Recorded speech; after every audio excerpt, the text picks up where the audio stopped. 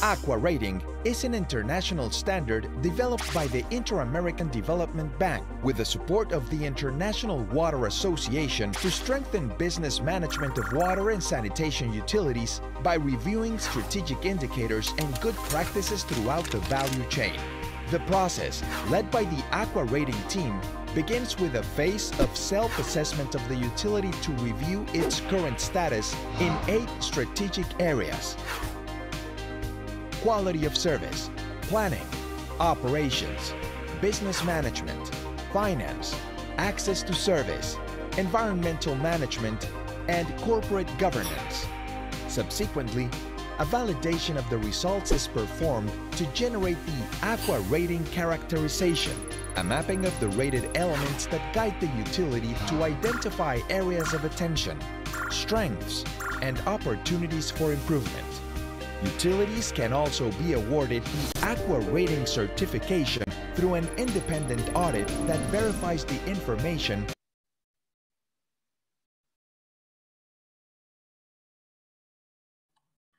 Okay, bonjour tout le monde.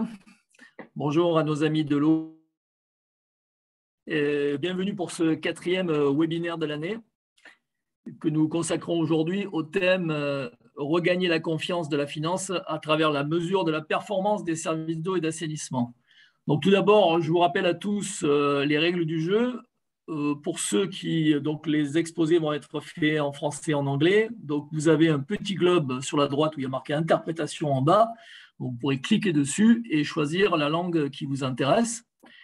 Donc, suite aux présentations, il y aura des questions donc, qui seront posées par vous-même au fur et à mesure en utilisant le mode discussion. Et je regarderai avec Malika Roussel, on regardera les questions en essayant d'éviter de perdre personne en route. Voilà, donc aujourd'hui, nous préparons nous présentons ce thème « Regagner la confiance de la finance à travers la mesure de la performance ». Donc, ceci, c'est dans le cadre des travaux du comité scientifique et technique de notre institut. Et le thème du financement de l'accès à l'eau et à l'assainissement pour tous a été retenu parmi les axes de travail de l'Institut pour la période 2022-2024. Et je salue notre ami et président du comité scientifique et technique, Mokhtar Bzioui, ici présent.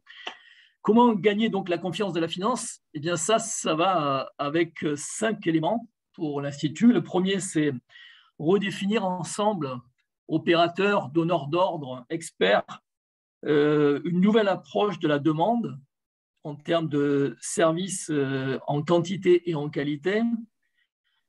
Ensuite, bien, à travers la mise en œuvre d'une notion du mieux-disant plutôt que du moins-disant, essayer de retrouver de la qualité en termes d'ingénierie, en termes de matériaux et en termes de travaux, faire en sorte que les investissements aient un cycle de vie le plus long possible, voire des renouvellements qui permettent dès le début de leur conception de pouvoir optimiser ce renouvellement et la durée de vie des infrastructures, sachant qu'on investit pour 20, 30, 40, 50 ans, voire 150 ou 200 ans quand on parle du canal de Marseille, par exemple.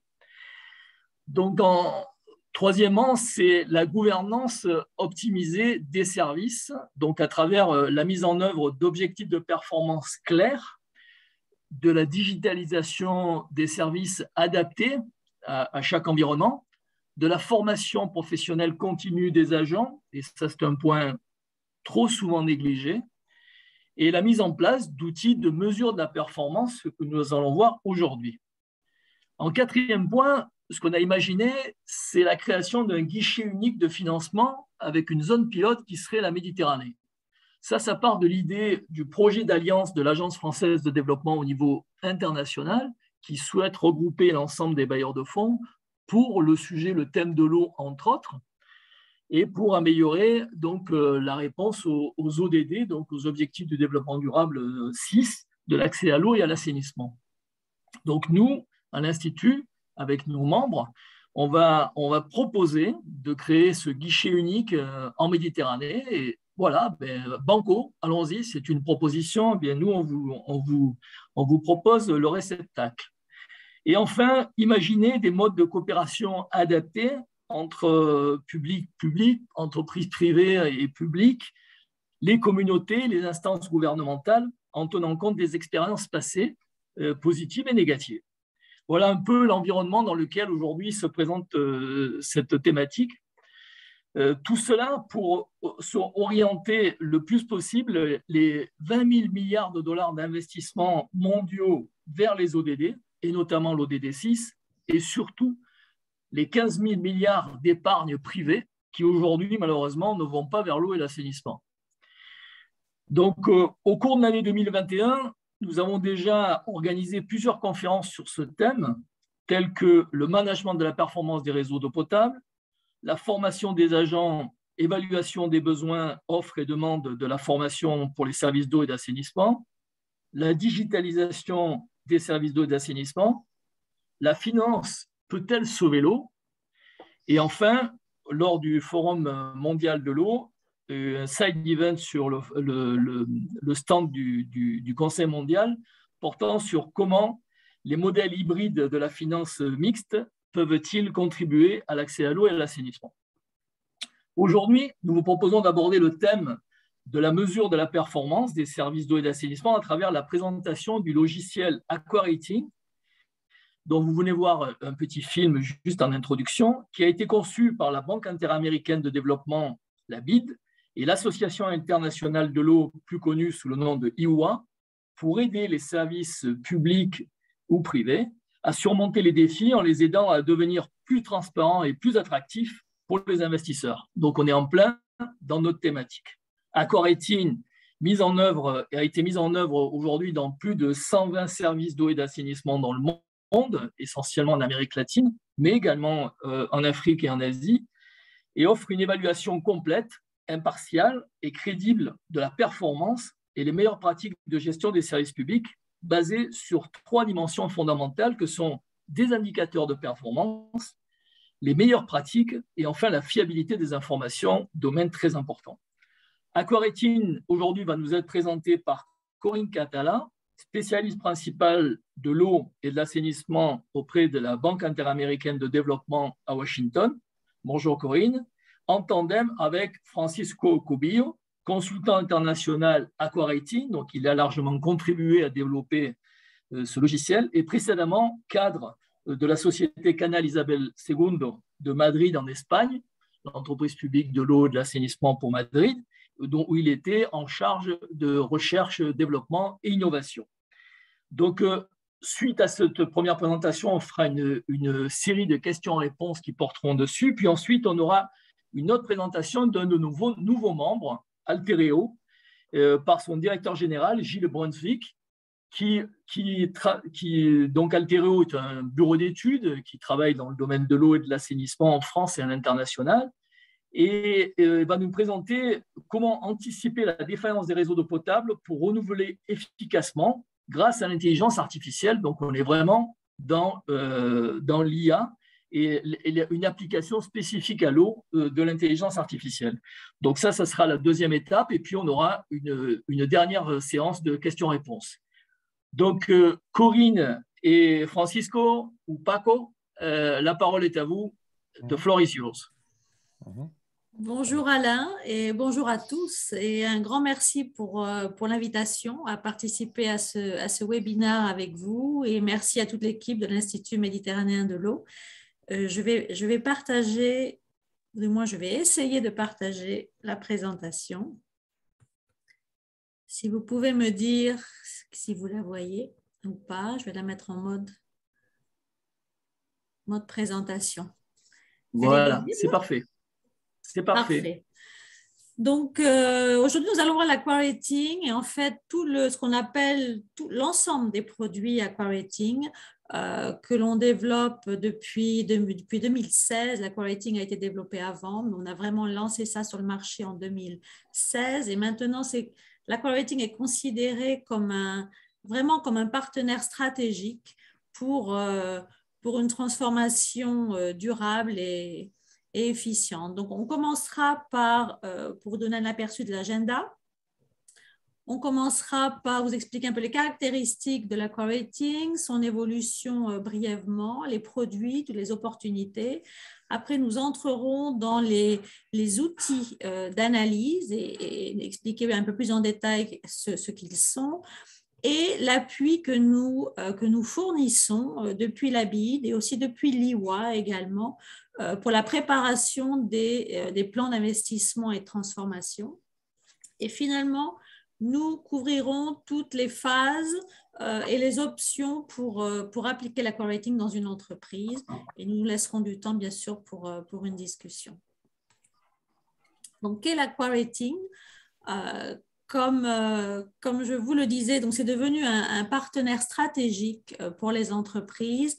Nous considérons que c'est un standard international donc, qui a été développé spécifiquement pour les entreprises d'eau et d'assainissement à caractère intégral. Donc, en fait, ce standard couvre vraiment tous les secteurs de l'entreprise. Est basé sur 3 dimensions, comme le mentionnait Alain plus tôt. Donc, des indicateurs de performance, des bonnes pratiques et la fiabilité de l'information. Quel est l'objectif de tout cela et de cette application? C'est vraiment transformer l'entreprise dans tous ces secteurs, donc que ce soit dans la gouvernance, que ce soit au niveau financier, au niveau environnemental, opération, planification des investissements. L'objectif final sera toujours la transformation de l'entreprise d'eau et d'assainissement. L'aqua-rating couvre 8 secteurs d'évaluation au total, donc la qualité du service, l'accès au service, la planification et la mise en place des investissements, l'efficacité ou l'efficience opérationnelle, l'efficience de tout ce qui est gestion, l'accès au service, la gouvernance, la durabilité financière et la durabilité environnementale. Donc, comme je le disais, donc 8 secteurs d'évaluation avec 27 sous-secteurs, je dirais, et pour un total de 112 éléments qui sont subdivisés à leur tour en 60 indicateurs de performance et 52 groupes de meilleures pratiques. Comme vous le voyez donc à droite de l'écran, chaque élément, que ce soit un indicateur ou que ce soit une bonne pratique, a un rating. Donc, à la fin de l'exercice, chaque sous-secteur a également une note, donc un rating, et le système offre également un rating au niveau global. Très brièvement, comment a-t-on développé donc, tous ces outils? Donc, il y a eu en 2013 toute une phase de pilotage de l'outil. On l'a testé auprès de 14 opérateurs, que ce soit dans la région Amérique latine et Caraïbes, mais aussi Espagne. Les opérateurs nous ont donné donc leur feedback, des propositions d'amélioration. Nous avons incorporé toutes ces améliorations et suggestions dans l'outil, ce qui nous a permis de démarrer vraiment la dissémination de l'outil auprès des entreprises en 2016. Et depuis 2016, nous avons donc consolidé l'outil dans la région Amérique latine et Caraïbes, puisque c'est là où la BID couvre cette région, c'est là où nous travaillons spécifiquement, mais nous disséminons l'outil également à travers de l'IWA dans d'autres zones au niveau mondial. Donc, l'outil a été appliqué ailleurs et nous le verrons par la suite. 2019, nous avons vraiment étendu aussi, élargi la quantité de produits que nous pouvions offrir. Et nous développons maintenant toujours de nouveaux produits, mais aussi beaucoup plus d'analyses, parce que maintenant nous sommes arrivés à avoir une masse critique d'opérateurs qui ont développé, qui ont appliqué l'aqua-rating, ce qui nous permet de faire des analyses beaucoup plus précise sur les entreprises, mais dans un secteur bien particulier. On va le voir aussi par la suite. Donc, comment évoluer l'Aqua-Rating? C'était, comme vous le voyez à gauche, c'était un outil au départ qui nous permettait de faire un diagnostic de l'entreprise avec un objectif de certification Aqua-Rating, donc de certification, vérification par un auditeur externe de l'Aqua-Rating. Et cet outil a évolué au fil des dernières années pour être beaucoup plus, comment dirais-je, global au niveau des produits et des services qu'il permet d'offrir et de ne plus se focaliser uniquement sur la certification, mais sur ce qu'on appelle maintenant une caractérisation validée des informations apportées par l'opérateur, ce qui donne déjà à l'opérateur une ligne de base excellente pour pouvoir développer un plan d'investissement et de transformation. Donc, où sommes-nous à l'heure actuelle? Donc, nous sommes présents dans 29 pays. Il y a maintenant plus proche de 120 entreprises d'eau et d'assainissement qui ont appliqué l'outil. Non seulement en Amérique latine, la plupart se trouvent en Amérique latine et dans les Caraïbes, bien sûr, du fait de la BID, mais nous l'avons appliqué également au travers de l'IWA et d'autres bailleurs de fonds. Par exemple, le Millennium Challenge Corporation l'applique à chaque fois qu'ils font un prêt dans un pays, que ce soit en Afrique ou en Asie, ils appliquent l'Aqua-Rating dans l'entreprise d'eau. Donc, ce qui nous a permis de l'appliquer, par exemple, en Sierra Leone, où ça a été appliqué 2 fois dans l'entreprise du Sierra Leone, et en Mongolie récemment. Également en Asie, avec la Banque asiatique de développement, et nous continuons donc à l'appliquer là où nous avons une demande et où les bailleurs de fonds ont un intérêt également à l'appliquer dans leurs opérations. Également, nous avons appliqué donc les analyses focalisées dans plusieurs entreprises. Comme vous le voyez, il y a 14 entreprises qui ont été certifiées sur l'ensemble des entreprises parce que maintenant, les entreprises considèrent qu'une caractérisation validée est bien sûr tout à fait valable pour développer leur plan d'investissement et de transformation. Certaines choisissent toutefois de se certifier Aqua-Rating, ce qui implique l'intervention d'un agent externe certifié Aqua-Rating et qui fait un audit complet en fait des informations qu'a apporté l'entreprise sur la plateforme Aqua-Rating, mais aussi sur le terrain. Et ces entreprises qui choisissent de se certifier le font en général pour des questions soit de prestige, soit parce qu'elles désirent avoir accès, par exemple, à un financement, que ce soit local ou international. Et donc, les banques ont besoin d'une information vérifiée par un agent externe.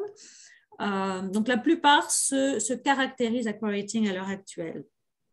Il y a une quarantaine d'analyses de caractérisation, d'analyses focalisées qui ont été aussi appliquées. Et nous allons voir lesquelles.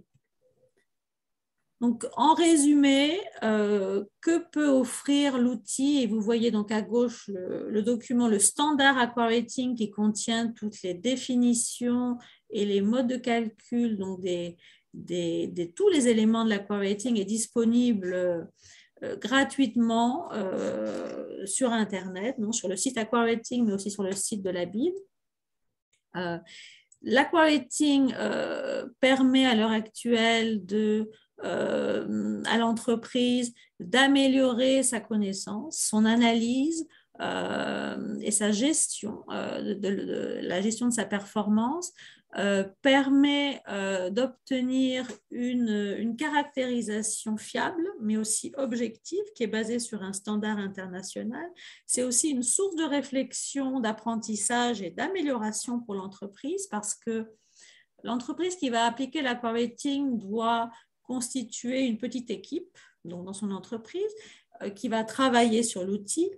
Et le fait de constituer cette équipe va leur permettre d'améliorer la communication entre les départements. Par exemple, des départements qui parfois ne se parlent pas vont devoir se parler et donc la communication est bien améliorée.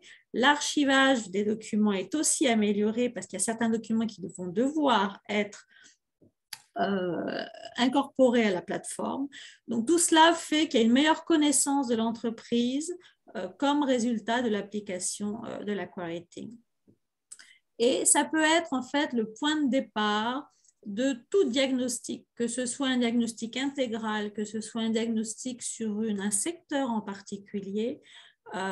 C'est un point de départ pour l'entreprise, pour commencer. Et tout dépend en fait du niveau de vérification que souhaite l'entreprise. Il y aura un auditeur qui peut être impliqué dans la vérification des données, donc un agent externe Aqua-Rating qui peut être impliqué dans la vérification des données dans la plateforme et sur le terrain. Si l'entreprise désire se certifier Aqua-Rating, si l'entreprise désire uniquement recevoir une caractérisation, donc un rating, avec bien sûr un rapport de caractérisation qui est validé de toutes les façons au niveau de tous les éléments, elle peut le faire. Donc, tout dépend de ce que souhaite l'entreprise. Donc, il y a un diagnostic en fait fiable avec deux objectifs. Non?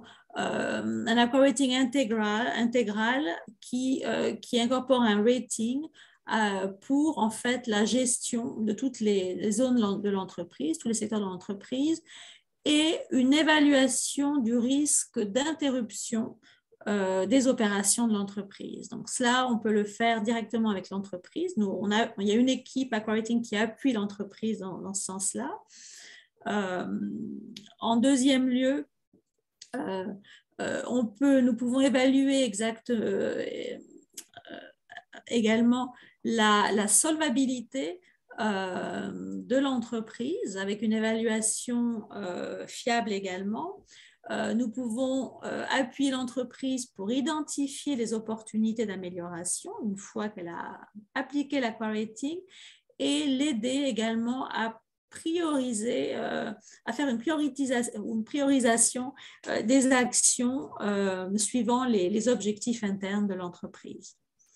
Donc là, c'est un exemple d'un des écrans en fait, que pourrait voir l'entreprise qui applique l'Aqua-Rating donc sur la plateforme.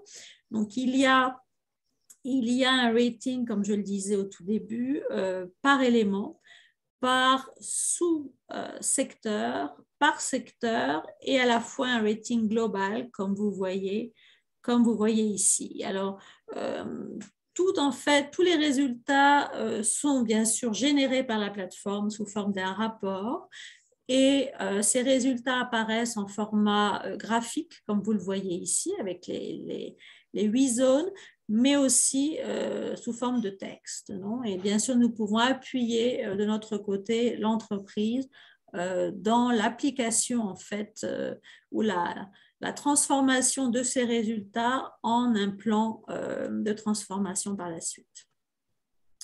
Maintenant, je vais laisser la parole à mon collègue Paco Cubillo pour la suite.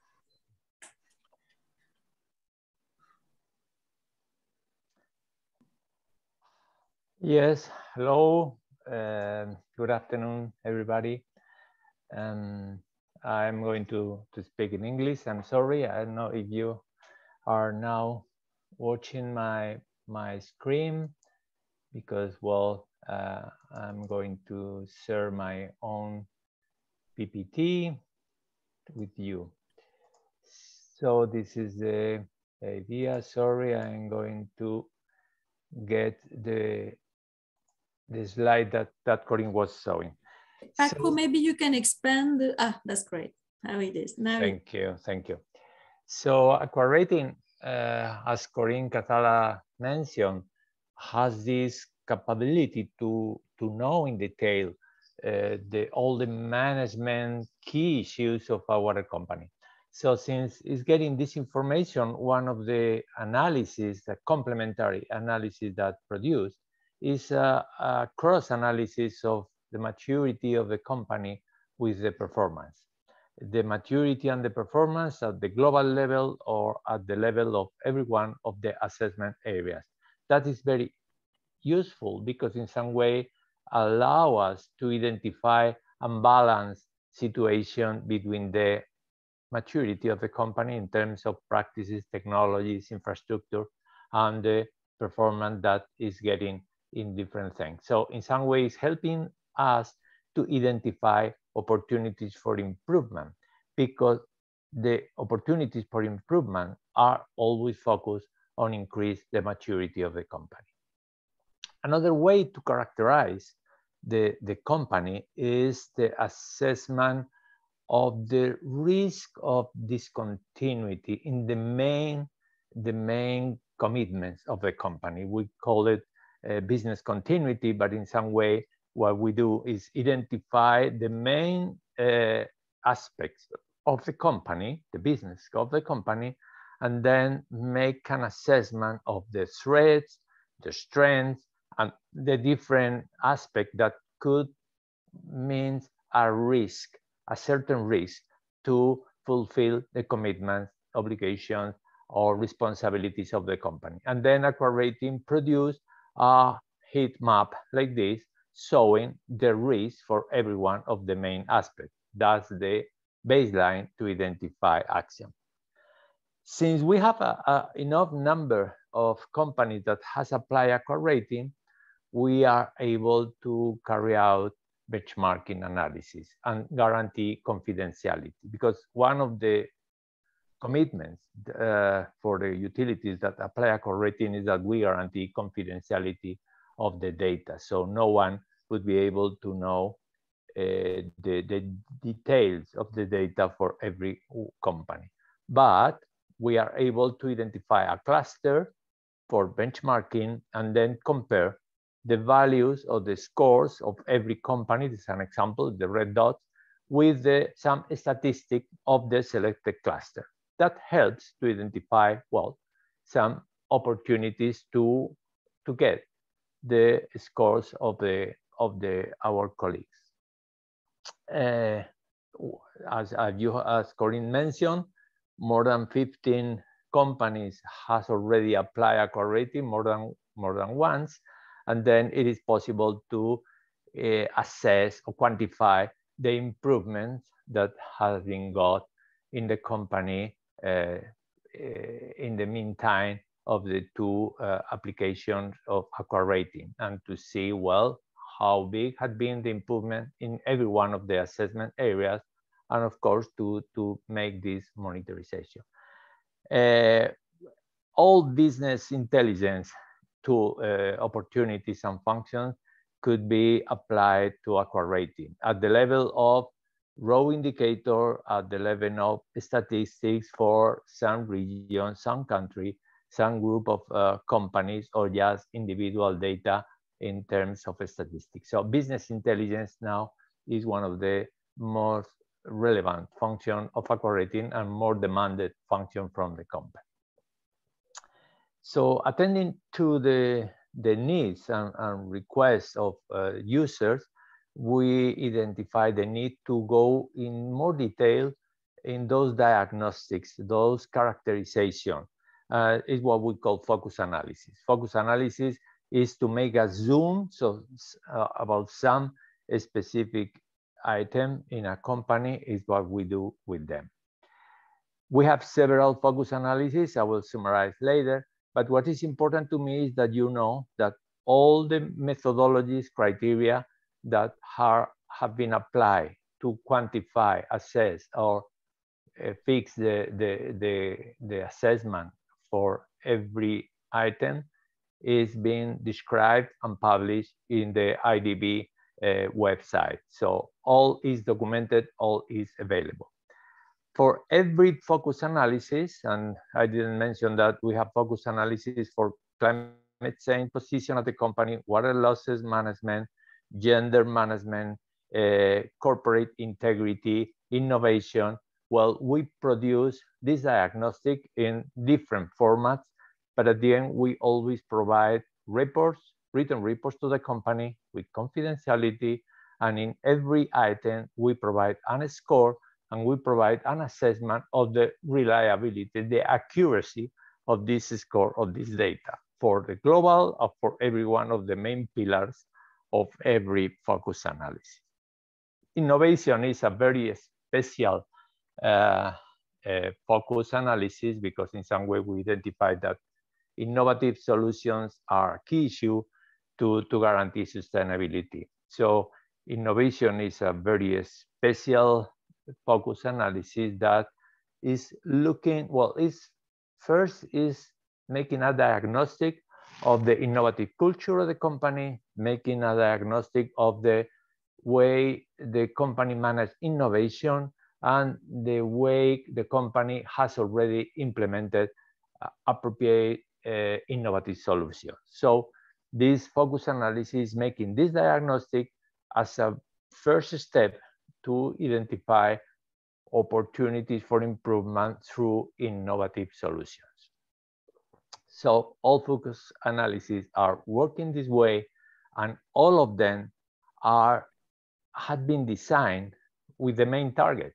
The main target is improve the management of the company, improve performance, improve the continuity of the business. So at the end, most of the companies that have applied Aqua Rating are developed with our help, with our tools, transformation plans, innovation plan, improvement plan, transformation plan. So that's are the key. So at the end,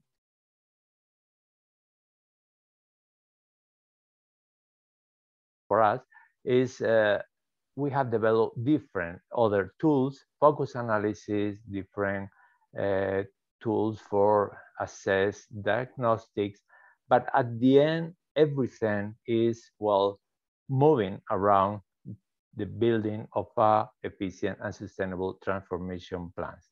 That's the way. But additionally, what we have discovered through our experience applying Aqua Rating is that the main benefit from our side is that it's a means to make a clever, transparent dialogue with the members of the company. Because we are providing different points of view, we are helping them to identify the quantitative objectives. We are identifying the companies to identify the priority action to get an efficient transformation plan. So in some way, what is a list of recommended action based on priorities, based on criteria to assess the most cost-effective action. And this is the part of the transformation plan. So we started always with the characterization, we built a baseline, and we help the company to identify the target. So in some way, we need to identify objectives to know the distance between the baseline and the target, and then we recommend the more efficient action.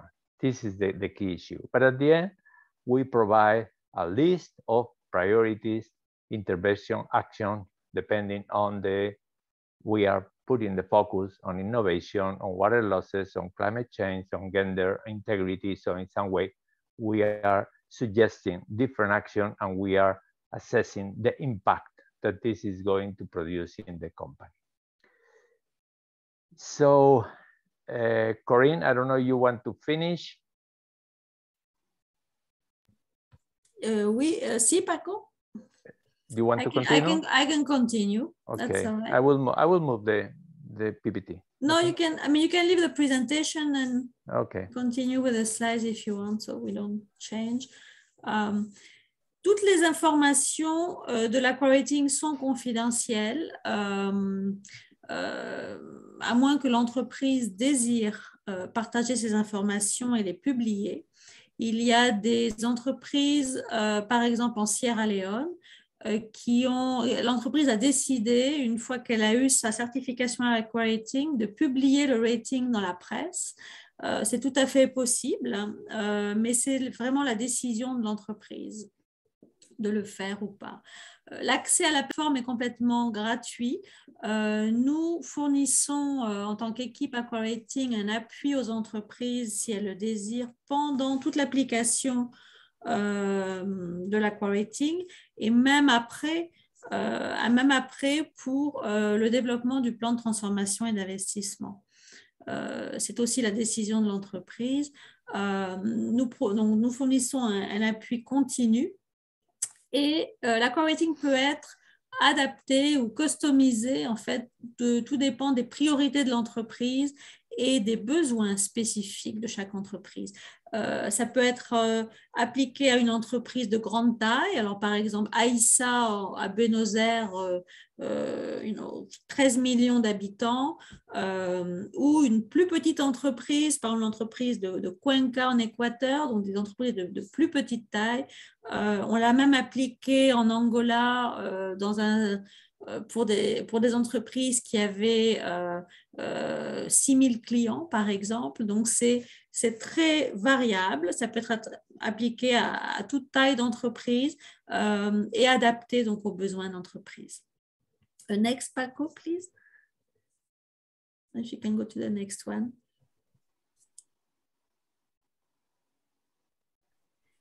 Nous allons voir l'application d'Aquarating. Donc, l'entreprise peut décider en fait d'appliquer l'Aquarating de manière intégrale et d'obtenir une caractérisation si elle décide d'aller un pas plus loin et de faire intervenir un auditeur ou un agent externe accrédité Aquarating. Elle peut le faire également pour obtenir une certification Aquarating. Là, il y a un coût, en fait, c'est le coût de l'audit qui va dépendre également de la taille de l'entreprise, du nombre de ses installations. Et puis, l'entreprise peut également, si elle le souhaite, commencer non pas par l'Aquarating intégral, caractérisation, certification, mais peut commencer par appliquer une analyse focalisée, l'outil d'innovation par exemple, ou l'outil de réduction des pertes, ou l'outil de changement climatique ou d'intégrité, et continuer par la suite avec l'Aquarating intégral, ce que font en fait plusieurs entreprises en ce moment. Donc, c'est tout à fait flexible. Next, please, Paco. Donc, le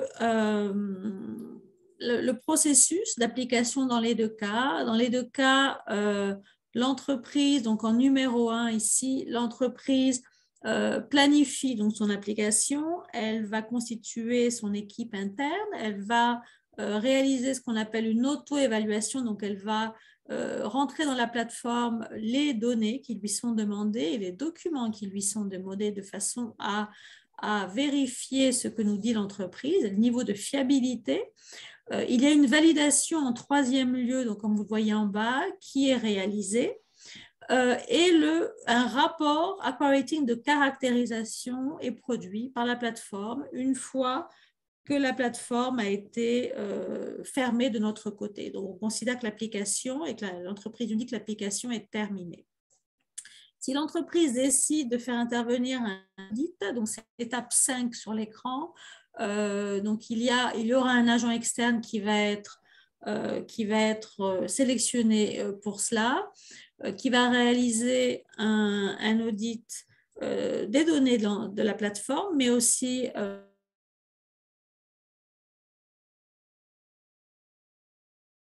Aquarating qui sera produit à ce moment-là et l'entreprise obtiendra dans ce cas-là une certification Aquarating.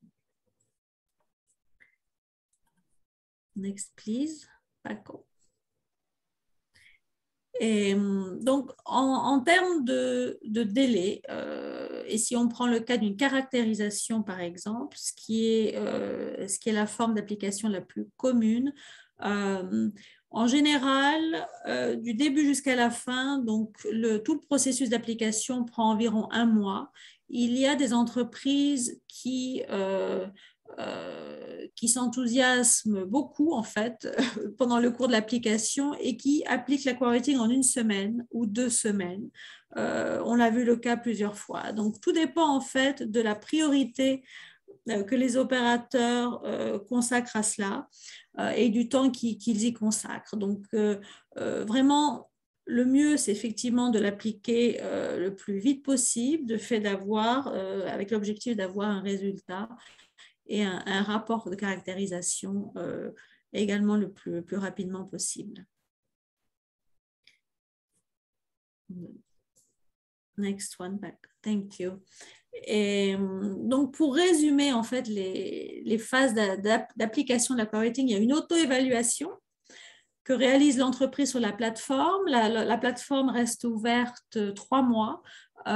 Si l'entreprise désire du temps supplémentaire pour rentrer les données, on peut lui donner bien sûr ce temps supplémentaire, mais on considère que 3 mois, c'est largement suffisant pour pouvoir compléter tout l'exercice.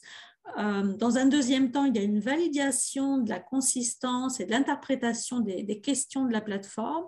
Donc, nous revoyons la qualité des informations et nous disons à l'entreprise, nous l'informons des erreurs qu'elle aurait pu commettre ou de la malinterprétation, de la mauvaise interprétation des questions. L'entreprise a un temps pour corriger cela.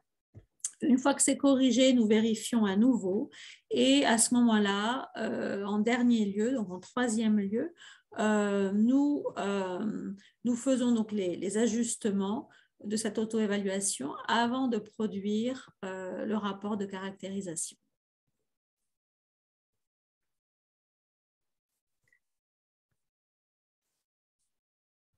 La plateforme Aqua-Rating, donc c'est un processus qui se fait en ligne à 100%, donc 100% en ligne. C'est cloud-based, donc l'entreprise la plateforme est ouverte 24 heures sur 24, 7 jours sur 7. Il y a un appui également pour la rentrée des données si l'entreprise le désire. Toute la formation des équipes se fait aussi online, les sessions de suivi également. Et nous validons également les données, les informations apportées de manière aussi à distance. Il y a la possibilité d'avoir des entraînements sur place, la formation sur place, mais bon, nous sommes rendus compte durant la pandémie qu'en fait, toutes nos opérations ont continué de la même manière sans avoir à être de manière présentielle sur le terrain. Donc, en fait, tout continue à fonctionner. Il y a un système de tickets dans la plateforme, c'est-à-dire que si l'entreprise a une question, elle le fait sous forme de ticket et en fait, le commentaire ou la question est répondu dans les 24 heures. La plateforme est traduite, donc elle est en anglais, espagnol, portugais, en chinois maintenant et en arabe. Et je crois que Paco peut nous dire un peu plus là-dessus. Nous prévoyons de la traduire en français très prochainement parce que nous avons eu des demandes de plusieurs pays. Donc, nous prévoyons de le faire. Paco, je ne sais pas. I don't know if the platform is already available in Arabic right now. They had started translating it in Arabic, if I recall.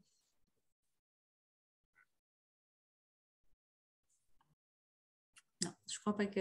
Bon, on en reparlera à la fin. Donc voilà, ça aussi, c'est un écran c'est un exemple d'un des écrans de la plateforme où vous avez un rating, par exemple, pour la qualité du service, parce que là, c'est en espagnol, donc la qualité du service en haut à gauche. Vous avez un rating donc, pour ce secteur-là, de même que pour les autres 7 secteurs. Et alors, le chiffre 647 en bleu, ce sera le rating. En fait, c'est le rating global. Et c'est un exemple, hein, encore une fois. Next, Paco, please. Voilà, donc en conclusion, nous nous laissons, nous faisons en sorte que les entreprises, à travers de la plateforme, puissent obtenir une information fiable, de façon à ce qu'elles réalisent les transformations nécessaires. Ces informations, lorsqu'elles recherchent par exemple un prêt, que ce soit au niveau international ou local, ces informations, elles peuvent les transmettre tout à fait, elles peuvent transmettre le rapport AquaRating à une banque si elles le désirent, de façon à obtenir un financement. Nous apportons en fait tout notre appui à l'entreprise pour développer, pour les aider non seulement sur la plateforme, mais aussi dans le développement de leur plan d'investissement et transformation. Et nous sommes totalement, comment dirais-je, compromis, je ne sais pas si c'est un mot, nous sommes totalement compromis à tout cet exercice depuis plusieurs années et nous continuons à le faire. Donc, c'est quelque chose vraiment qui nous tient beaucoup à cœur et à ce que les entreprises s'améliorent, bien entendu. Et... Merci beaucoup, Corinne. En tout cas, et Paco, merci pour cette excellente présentation, très détaillée, très complète. Moi, je m'étais noté des questions, mais au fur et à mesure, vous avez répondu aux questions au fur et à mesure de la présentation. On a quand même quelques questions. Donc, peut-être pour résumer dans un premier temps, moi, je suis une entreprise de Méditerranée, une entreprise publique de Méditerranée. Je m'intéresse à AquaRating. Concrètement, ça se passe comment? À qui je m'adresse? Qu'est-ce qui est gratuit? Qu'est-ce qui est payant? À partir de quand? J'ai bien compris que si j'ai besoin de confirmer, de valider mes informations, là, je vais devoir travailler avec des consultants qui vont m'aider à sécuriser ces informations avant de les rentrer dans AquaRating. Mais imaginons, nous avons en Méditerranée quand même des niveaux d'entreprise, de bons niveaux d'entreprise qui ont des indicateurs déjà depuis de nombreuses années, qui publient des rapports complets. On peut toujours discuter de la qualité des informations, mais en général, elles sont plutôt bonnes. Donc, il y aura d'ailleurs une question là-dessus de la part de Michel Armandian sur est-ce qu'à un moment donné, le système peut être arrêté parce qu'il y a une mauvaise information? Donc, j'ai la réponse à cette question, parce qu'on en avait déjà parlé, Corinne. Mais donc, ça fera partie des questions. Mais, donc, quel est le processus concret? Comment une entreprise publique égyptienne, tunisienne, marocaine s'intéresse à ça? Qu'est-ce qu'elle fait? Qui elle contacte? IWA, la BID? Et ensuite, quel est le processus? C'est-à-dire la formation de on va créer une petite équipe interne. Cette équipe interne va devoir recevoir une formation, j'imagine, comme tout. Est-ce que cette formation est gratuite? Est-ce qu'elle est payante? Et ensuite, voilà, le différent processus. Après, il y a d'autres questions. Déjà, celle-là. D'accord. Bon, je vais essayer de répondre. Merci, Alain. Je vais essayer de répondre à cette question de manière très concise. Alors, très facile, en fait. L'entreprise peut se diriger à l'IWA directement, qui, de toutes les façons, se dirigera à nous par la suite. Donc, mais ils peuvent passer au travers de l'IWA. Ils peuvent nous écrire directement. Et nous avons des consultants, Paco par exemple, qui travaillent depuis l'Espagne et qui appuient les entreprises d'autres pays qui ne font pas partie de la région que couvre la BID. Donc, ça peut être fait comme ça, un simple email. Nous avons une première réunion après avec l'entreprise et on explique en quoi consiste la plateforme et l'exercice. On demande à l'entreprise qui constitue une petite équipe. Alors, tout dépend de la taille, là encore, de l'entreprise. Si c'est une entreprise moyenne à grande entreprise, normalement, il y a une personne qui est dédiée par secteur. Il y a 8 secteurs, 8 secteurs d'évaluation, donc en général 8 personnes, mais ce n'est pas toujours le cas si c'est une entreprise de plus petite taille. Et en général, il y a un coordonnateur qui va s'assurer que en fait, chaque secteur d'évaluation est bien couvert. Et en général, ce coordonnateur, il va reporter donc au directeur général de l'entreprise. Tout se fait en ligne. La formation est faite en ligne également. Si vraiment il y a besoin d'aller sur place, et on l'a fait, c'était au Malawi, je crois, il y a 2 ans. S'il y a une nécessité d'aller sur place, on le fait. mais tout est très facilement faisable en ligne dans des délais très courts. On peut avoir autant de réunions que l'entreprise le désire. Pour expliquer dans le détail, on travaille même en ligne avec l'entreprise pour celles qui le souhaitent. C'est-à-dire qu'on peut les aider à remplir et à informer la plateforme Aquarating au même moment où eux sont en train de travailler dessus. Et leur dire, ben voilà, ce document, la plateforme vous demande ce document, mais c'est ce document-là qu'il faut mettre sur la plateforme et pas un autre. Alors, Corinne, il y a un aspect important là-dedans parce qu'il commence à y avoir un certain nombre de questions qui portent sur le niveau d'information existant. Et par exemple, on a une observation en disant, mais pour utiliser Aquarating, il faut déjà avoir un bon niveau de développement de digitalisation de l'entreprise. Alors, je pense qu'en Sierra Leone, ce n'était pas vraiment le cas.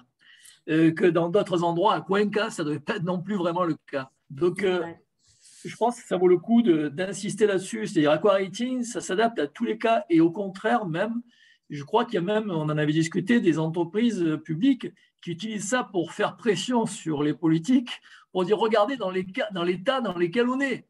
Ça, c'est la réalité de notre service aujourd'hui, du service que vous donnez à la population. Donc, il faut absolument que vous mettiez ça en priorité, l'accès à l'eau, à l'assainissement, à la qualité du service, etc. Donc, je te laisse répondre à cette question, mais on n'a pas besoin d'être le numéro 1 du digital pour remplir Aquarating. Non, du tout, du tout. Et en fait, c'est même ce que tu disais, c'est le contraire. Et je ne sais pas s'il y a des gens de Sierra Leone avec nous parmi les participants, mais Sierra Leone, en fait, l'objectif de cette publication dans la presse de leur premier rating, c'était pour montrer effectivement au gouvernement qu'ils avaient besoin d'aide financière pour améliorer leurs services. Et en fait, après cela, ils ont obtenu un prêt pour améliorer toute la gestion. Il y avait beaucoup d'investissements qui ont été faits. Ils viennent de refaire l'Aquarating en Sierra Leone il y a quelques mois. Ils ont amélioré le rating de 40 points, ce qui est énorme pour une entreprise. Et donc, en fait, là, on voit vraiment qu'il y a eu une amélioration et ils vont continuer à utiliser l'outil pour vraiment mesurer leur progrès. Il n'est pas nécessaire du tout d'avoir de bonnes informations et en général, je dirais là, 90% des entreprises avec lesquelles on travaille n'ont pas une bonne qualité de l'information ou n'ont pas les informations du tout. En Angola, avec des petites entreprises qui ont 6000 clients, comme je le disais, il y avait très peu d'informations disponibles. Donc, c'est vraiment pas ce n'est pas un problème du tout. Et le but, en fait, n'est pas d'avoir un bon rating ou un mauvais rating. Ce n'est pas le but. En fait, le but, c'est d'avoir une ligne de base qui n'existe pas à l'heure actuelle dans la plupart des entreprises. Elles ne savent pas par où commencer parce qu'elles ne savent pas de quel point de départ, quel est leur point de départ, d'où elles vont pouvoir commencer à faire ces améliorations et quelle est la situation actuelle de l'entreprise. Donc, il faut, moi je dirais, oublier le rating.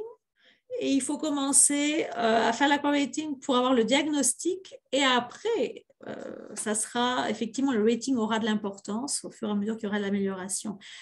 On parlait de prix, de coût. Oui. Vas-y.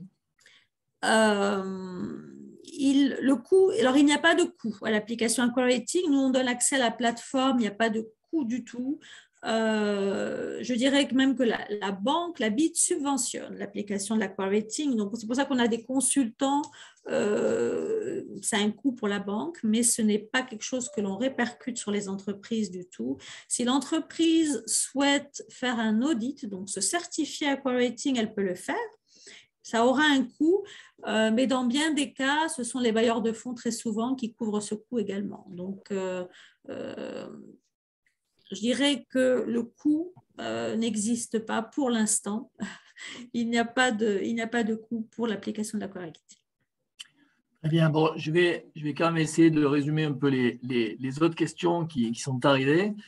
Donc, Aquarating peut-il s'appliquer à une autorité organisatrice du service qui sous-traite du service opérationnel à un ou plusieurs opérateurs privés. Par exemple, la gestion clientèle, le traitement des eaux usées, etc., etc. Bon, je pense que la réponse est oui, mais bon, je veux dire, c'est voilà. Donc, je vous laisse répondre à cette question. Oui, on pourrait le faire. On n'a pas eu l'occasion de le faire encore, hein, mais on pourrait le faire. On pourrait très bien le faire. Bien sûr, ça serait focalisé sur cette zone d'évaluation uniquement, mais on pourrait très bien le faire. Il y a des régulateurs qui nous ont demandé d'appliquer l'Aqua-Rating pour pouvoir avoir de meilleurs indicateurs et de meilleures bonnes pratiques en fait que ce qu'ils n'avaient. Donc, un régulateur peut l'appliquer, un gouvernement également, ou un ministère. Oui. Donc, un régulateur peut l'appliquer, par exemple. Tout à fait. Donc, autre question, donc, de la part de Mokhtar Bzioui, avec un peu d'humour, hein, si c'est de l'auto-évaluation, n'y a-t-il pas le risque d'autosatisfaction? Et de toutes les façons, même si, c'est de l'auto-évaluation parce qu'on considère, nous, que c'est de l'auto-évaluation parce que les entreprises rentrent leurs données elles-mêmes, mais chaque réponse aux questions qui sont posées demande la production d'un document de vérification. Et nous, après cela, on vérifie derrière tout ce qui a été rentré comme information dans la plateforme.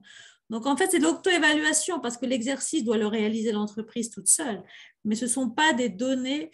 L'entreprise n'a aucun intérêt à rentrer des données qui ne sont pas les bonnes ou des données très optimistes parce que de toutes les façons, elle va devoir démontrer par le document qu'elle va nous mettre sur la plateforme que c'est bien cette donnée-là et pas une autre. Donc, et la bonne pratique doit être réalisée au moins les 3 dernières années précédentes. Très bien. Donc en plus, Aqua-Rating, c'est quand même un outil qu'on utilise au départ pour faire un diagnostic ou une évaluation de la situation, et puis ensuite qu'on doit réutiliser et utiliser pratiquement, à la limite, on peut l'utiliser en permanence. Je veux dire, oui. C'est un outil de mesure, de suivi permanent de l'amélioration. Donc, il y a une autre question de Mohamed Benhamed qui existe. Existe-t-il une articulation entre Aqua-Rating et le scoring financier pratiqué par les bailleurs de fonds et banques commerciales pour faciliter l'accès au financement? Est-ce qu'Aqua-Rating va apporter un plus en fait à l'analyse que fait la BID? Dans le cas concret de la BID, est-ce que Aqua-Rating facilite l'accès au financement quand on a fait un Aqua-Rating? Nous, dans toutes nos opérations de prêt, on a l'Aqua-Rating. Donc, on l'inclut dans toutes les opérations. Le Millennium Challenge Corporation, qui est une agence de financement du gouvernement américain, utilise l'Aqua-Rating avant de donner un prêt ou un don, en fait, aux pays africains ou asiatiques. Ils l'ont. Et là-bas, donc, la Banque asiatique de développement procède de la même manière. Donc, je crois que c'est un outil qui est suffisamment fiable pour effectivement donner un financement par la suite, oui. Bien. Est-ce qu'Aqua-Rating a été utilisé à ta connaissance par des opérateurs privés? Oui, en Colombie.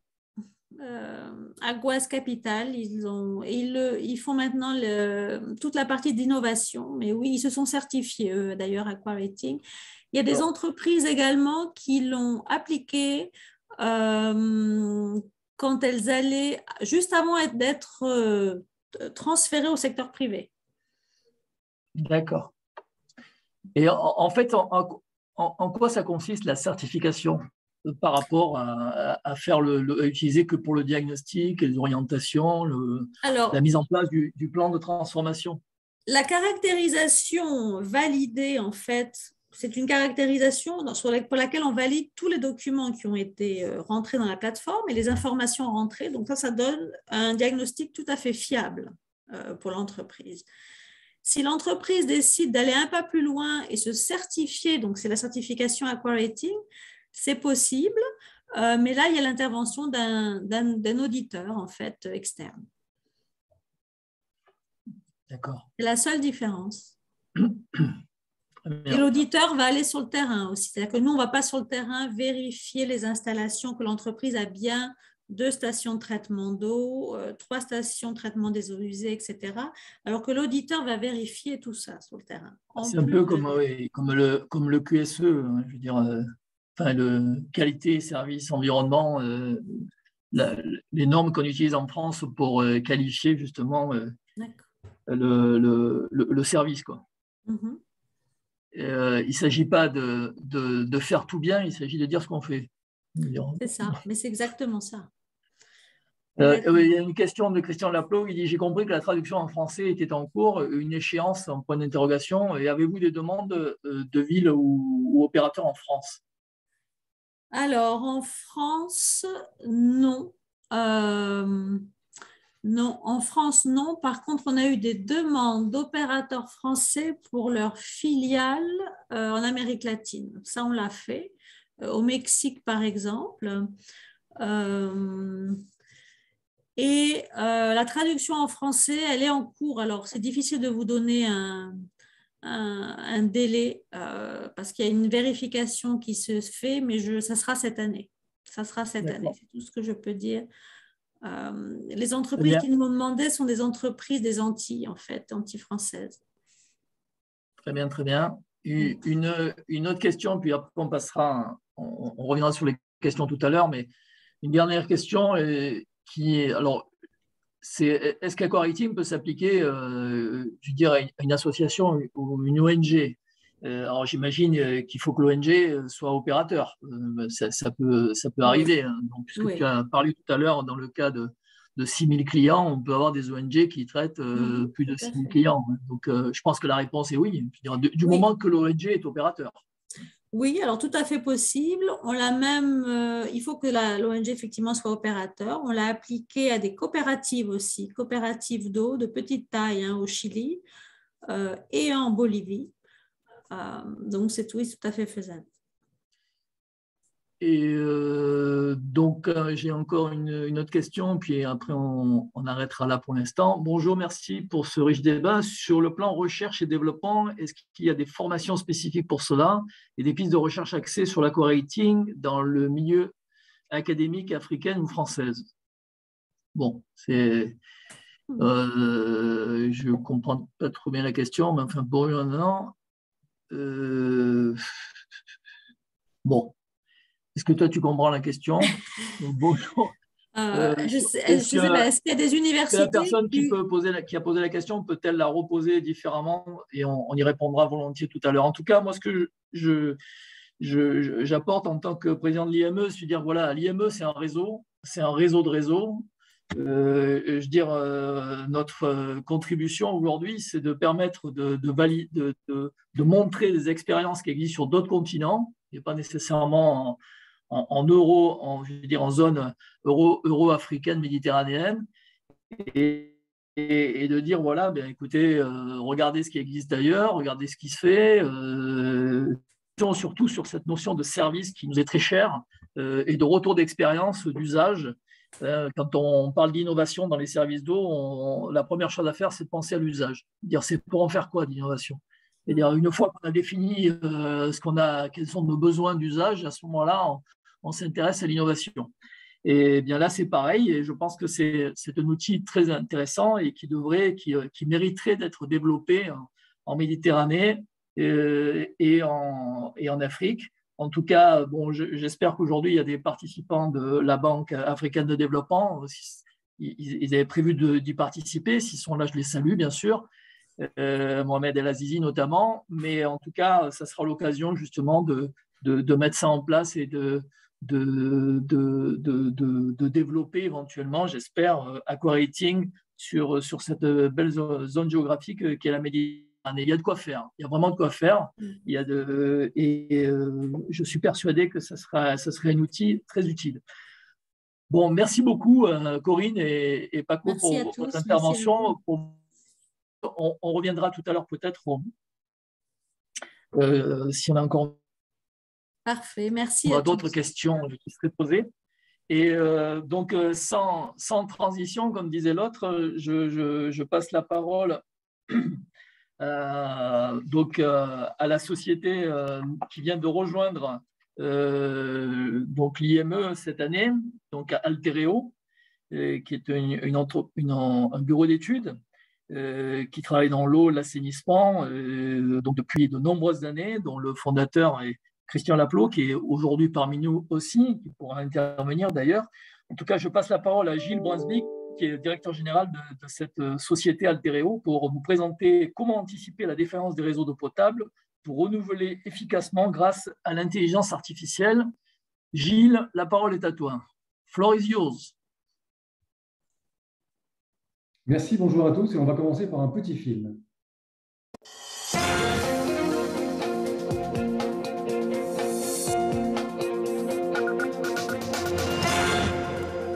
Bonjour et bienvenue. Focus Entreprise s'intéresse cette semaine au gaspillage de l'eau potable. Un bien d'autant plus précieux qu'une grande partie se perd dans les fuites des canalisations défectueuses des réseaux de distribution. En Afrique, par exemple, les villes perdent jusqu'à 60% de leur eau potable, un gâchis qui peut être évité. Altereo a développé une technologie qui permet non pas de détecter, mais d'anticiper ces défaillances. Son directeur général nous explique comment l'intelligence artificielle est capable de lutter efficacement contre ce fléau. Alors, ce que l'on va faire, c'est qu'on va utiliser les données disponibles, c'est-à-dire les historiques de défaillance sur les fuites observées dans le passé, avec toutes leurs caractéristiques, alors qu'il s'agisse de la nature du sol environnant, de la nature du tuyau proprement dit, de son âge.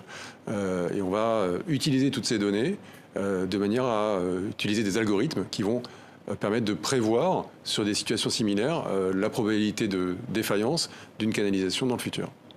Il y a deux étapes. La première consiste d'abord à accumuler suffisamment de données pour pouvoir ensuite les exploiter.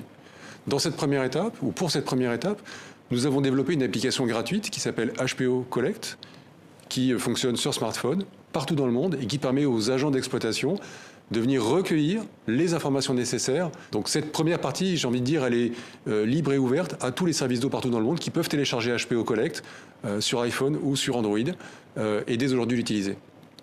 Par la suite, nous venons intervenir et mettre en œuvre notre technologie d'intelligence artificielle qui s'appelle HPO et qui permet de procéder au calcul de prévision de défaillance sur la base des données recueillies précédemment. Et là, nous intervenons aux côtés des services d'eau de manière à les aider à mettre en œuvre leur projet de renouvellement. Donc nous faisons nous-mêmes tourner finalement ce logiciel et le livrable étant un programme de renouvellement clé en main qui peut aller jusqu'à définir précisément les chantiers sur lesquels il faut intervenir. Les fuites représentent à l'échelle mondiale 50% de l'eau qui est produite, fabriquée partout dans le monde. Alors, on perçoit bien les conséquences que cela peut avoir à très court terme, puisque ces fuites engendrent donc une production d'eau, donc une consommation de la ressource en eau, mais également une consommation d'énergie, puisque pour fabriquer de l'eau, il faut la pomper, et donc il faut de l'énergie. Et on perçoit bien dans le contexte actuel les conséquences que cela peut avoir de consommer de l'énergie pour rien. Nous avons des projets en Ouganda, au Mexique. Nous venons de terminer un projet en Namibie, précisément sur ces questions de mise en œuvre de l'intelligence artificielle pour prévenir les fuites futures. Et Altereo est capable d'éviter jusqu'à 50% des fuites d'eau grâce au renouvellement de seulement 5% des canalisations. Sa solution est 10 fois supérieure à la méthode classique de détection. C'est la fin de ce Focus Entreprise. Merci de l'avoir suivi.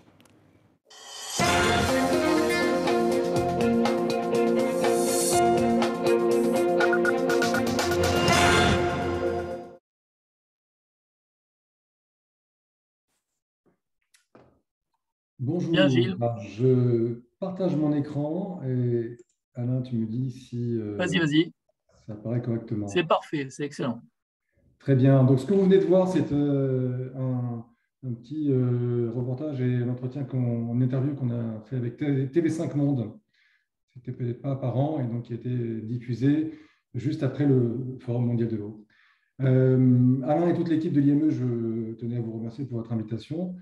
Nous sommes très heureux d'avoir rejoint l'IME tout récemment et d'avoir cette première opportunité de partager avec vous cette innovation qui s'appelle HPO et dont je vais vous dévoiler plus de détails.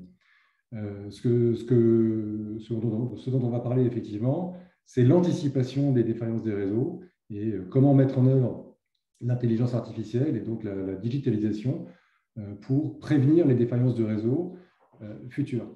Et alors cette intervention, elle s'inscrit tout à fait dans la continuité de ce qu'on vient de voir avec Aquarating, puisque finalement la mise en œuvre de cette technologie permettra tout à la fois aux exploitants qui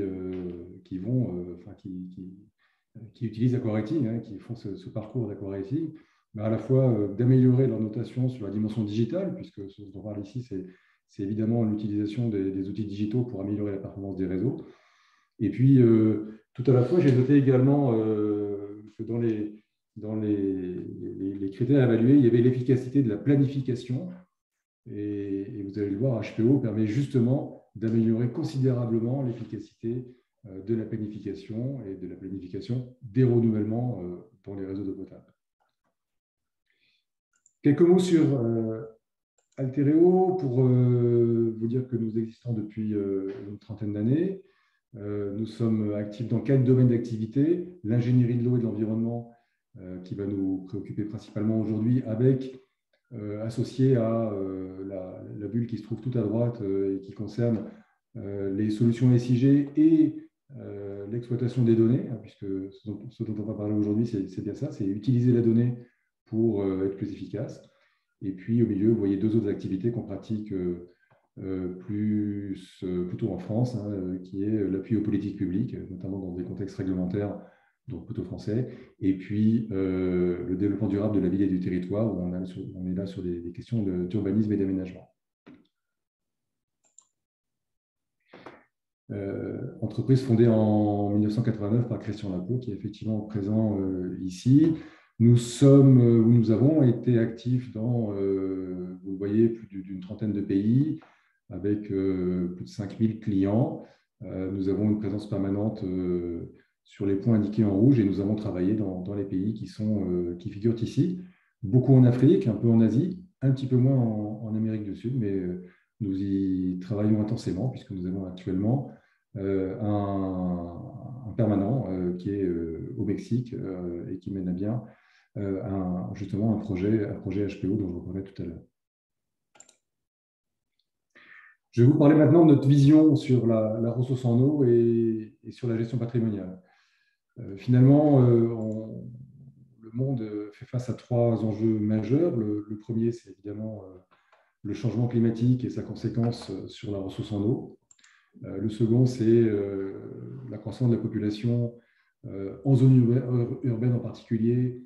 Alors, on est ici l'illustration sur l'Afrique. On aurait pu évidemment illustrer de manière similaire ce qui se passe en Amérique du Sud, mais on est bien sur une tendance globale à l'augmentation de la demande en eau potable et évidemment en solutions d'assainissement. Et puis le troisième sujet, le troisième enjeu, c'est évidemment les pertes, hein, et comme je le disais dans le film que vous venez de voir, 50% de l'eau produite dans le monde est perdue. C'est l'équivalent, par exemple, du débit d'un fleuve comme le Gange. Alors, on a une bonne nouvelle, c'est que trouver de la ressource supplémentaire, c'est possible. En tout cas, la première ressource que l'on se propose de mobiliser, de récupérer, c'est la ressource qui est perdue dans les fuites et qui n'est pas une fatalité, qu'on peut, avec la mise en œuvre des technologies disponibles maintenant, qu'on peut éviter de perdre et donc préserver dans les réseaux. Ce faisant, en réduisant les fuites, on va évidemment économiser la ressource, mais on va aussi gaspiller moins d'énergie. Gaspiller moins d'énergie, c'est agir pour le climat. Une petite illustration ici. La production d'eau potable à l'échelle mondiale, c'est environ 1% de l'électricité consommée. 1% de l'électricité consommée, c'est un pays comme l'Australie, où c'est aussi la moitié de la France. Et donc, c'est beaucoup d'énergie produite qui est produite pour rien. On a ici un autre équivalent assez parlant. C'est par exemple 55 centrales thermiques ou 15 réacteurs nucléaires. Donc, on est bien d'accord qu'il y a ici un enjeu extrêmement fort autour de l'énergie. de sa raréfaction, de l'augmentation de son coût, et tout particulièrement dans le contexte géopolitique actuel. Donc notre propos, c'est bien de réconcilier finalement deux questions. Hein. C'est la gestion patrimoniale et comment finalement entreprendre, améliorer l'efficacité de la planification, comme on le disait tout à l'heure, investir à bon escient, investir avec un ROI qui soit le meilleur possible et éviter évidemment les défaillances de réseau qui coûtent cher et qui sont aussi évidemment très mauvaises pour les populations concernées, avec des conséquences qui sont très importantes. Donc notre propos, c'est améliorer la performance en réduisant le nombre de fuites, en réduisant leur durée et en réduisant leur débit. Dans la suite de ma présentation, je vais plutôt me focaliser sur les deux premières dimensions, même s'il existe des solutions dont on pourra parler. Si cela vous intéresse, laissez-nous vos coordonnées dans le chat. On reviendra vers vous sur notamment comment réduire le débit des fuites, mais on a des solutions à disposition. Donc HPO, c'est bien de l'intelligence artificielle. On est là dans la digitalisation, on peut évidemment le dire, qui va permettre, comme je viens de le dire, d'adresser les deux premiers sujets de la diapositive précédente, c'est-à-dire la réduction du nombre et de la durée des fuites. Et voilà comment nous allons procéder. Alors, il y a deux étapes indispensables dans le processus.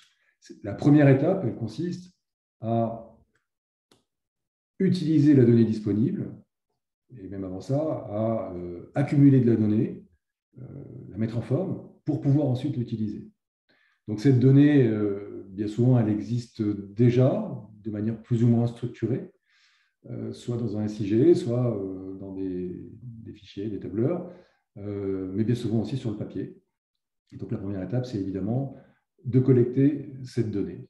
Alors si la donnée n'existe pas ou en quantité ou en qualité insuffisante, une solution existe, c'est de mettre en œuvre l'application dont je parle dans le film qui s'appelle HPO Collect. HPO Collect que vous pouvez dès maintenant télécharger sur l'App Store ou sur le Play Store, puisque c'est une application qui est disponible partout dans le monde. Donc, il vous suffit d'ouvrir votre téléphone dans le Play Store avec votre téléphone, de taper HPO et vous allez tout de suite pouvoir télécharger l'application et vous en servir, puisque cette application est entièrement gratuite. Donc, HPO Collect permet de manière extrêmement simple, vous allez le constater lorsque vous allez l'utiliser, en 20 secondes, de collecter les données essentielles qui vont permettre par la suite, lorsqu'elles seront ces données utilisées par l'intelligence artificielle, de faire de la prévision de défaillance. Mais donc, dans un premier temps, on l'a bien compris, la première question à résoudre, c'est accumuler de la donnée, construire et accumuler de la donnée. Donc, c'est ce que l'on peut faire avec HPO Collect. Dans un deuxième temps, donc ici, vous voyez par exemple l'application avec des menus très simples qui se déroulent là. Et en quelques secondes, on vient sélectionner le type de fuite, puisque les données dont on parle, je ne l'ai pas dit, c'est évidemment très important, ce sont les fuites. Donc les données lorsqu'on rencontre une fuite, sur quel type de canalisation, quelle est la nature du tuyau concerné, quel est son diamètre, le sol environnement, c'est ce qu'on voulait ici. Quelle est la nature du terrain, est-ce qu'il y a des commentaires? Et puis, voilà, on peut mettre ici un commentaire, vous le voyez. Et puis, quand on a fini, on prend une photo de la fuite. Évidemment, la géolocalisation permet immédiatement on utilise la géolocalisation du téléphone, elle permet immédiatement de savoir où se situe la fuite. Voilà, c'est ce qu'on vient de faire ici. Et puis enfin, on vient prendre une photo. Là, on a sélectionné une photo existante dans la bibliothèque. Voilà, on choisit l'image. C'est bientôt fini. Et on va ensuite sauvegarder. Et voilà, ça y est, c'est fini. La fuite est remontée dans le cloud. Lorsque vous vous inscrivez, évidemment, vous avez un jeu de données à votre disposition complètement privé.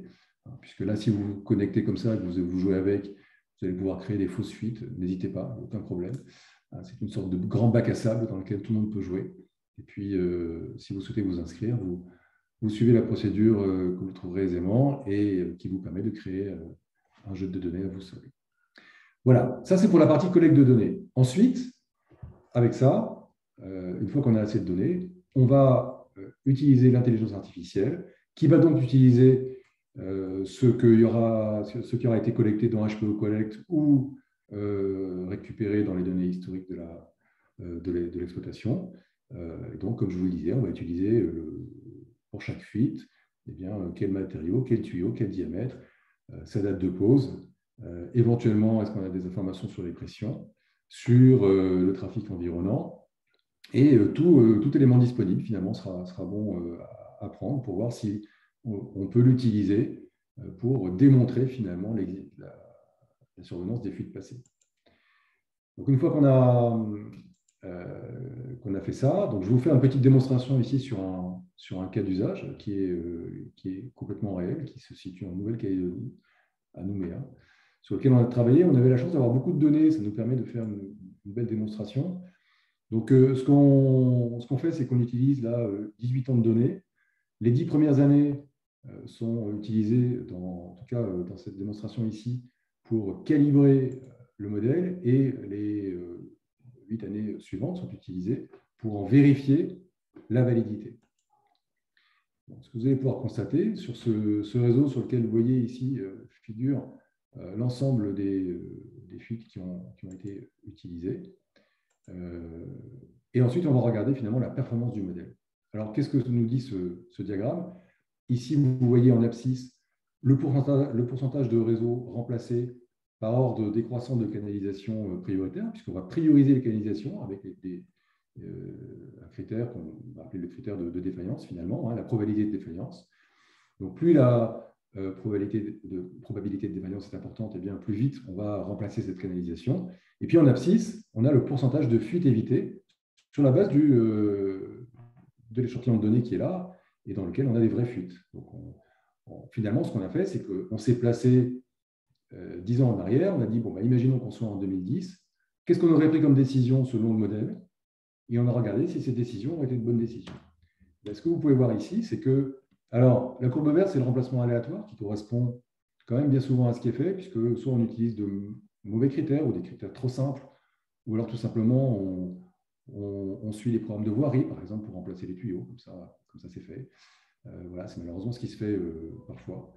Donc, en tout cas, par rapport à ce remplacement aléatoire, on voit ici la performance du modèle, puisque pour seulement 5% de réseaux renouvelés, eh bien, on peut prévenir jusqu'à 50% des fuites qui sont réellement produites là dans le modèle. Donc on voit que le modèle est particulièrement performant. Alors selon la qualité des données et la quantité des données dont on dispose, on va avoir une courbe de performance qui sera plus ou moins pentue. Mais dans tous les cas, enfin dans la plupart des cas, avec des jeux de données corrects, on arrive à un minimum à 30 à 40% de fuites évitées pour 5% de réseaux renouvelés. Donc on a vraiment de très très bons niveaux de performance. À cela, alors évidemment, la collectivité, le client va avoir ses propres contraintes. Il va nous dire, ah oui, mais moi, j'ai des clients sensibles, j'ai des installations critiques, par exemple des hôpitaux ou des écoles. Je souhaite tenir plus ou moins compte de certains indicateurs. Et donc, avec ça, évidemment, on va venir ajuster le modèle pour finalement proposer un programme de renouvellement de réseau qui sera adapté aux circonstances particulières de la collectivité. Donc, ce que vous voyez ici, c'est le livrable. Finalement, le livrable, ce sont des chantiers, des fiches chantiers avec des chantiers priorisés. On va dire quels sont les travaux que l'on doit mener en priorité, qui résultent du programme des priorisations qui ont été prises en compte, y compris celles propres aux clients étudiés. Alors évidemment, une fois qu'on dispose de cette information, et même si on ne réalise pas immédiatement tous les travaux, on peut déjà s'en servir pour prioriser les campagnes de recherche de fuite. Et plutôt que d'aller faire des campagnes de recherche Alors, encore une fois, de manière aléatoire ou séquentielle. Évidemment, là, on va aller chercher là où on sait qu'on a des réseaux plus fragiles avec une probabilité de défaillance plus importante. Donc, on peut immédiatement, avant même de procéder au renouvellement du réseau, obtenir des gains d'efficacité qui sont tout à fait significatifs.